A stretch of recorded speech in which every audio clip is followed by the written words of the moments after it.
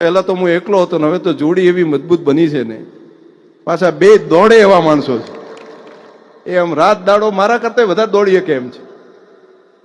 અને તમને બધાને કહું છું, બેહવા ના દેતા અહીંયા બરાબર. પણ પછી ઈ ફાઇલો લઈને એમને ના પરવીણ બે કીધું એમ પાછા ગાંધીનગર રોજે રોજ ખાલી એમને હેરાન ના કરતા.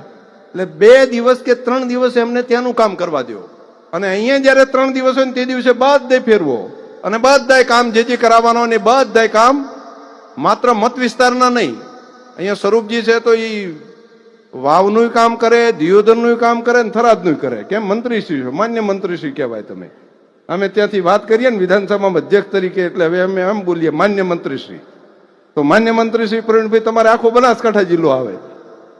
લવિંગજી આઈએ કીધું ને ભેગું, આઈએ કીધું એમને કે રાજનપુર છોતરપુરે આવે. એ તો એક જ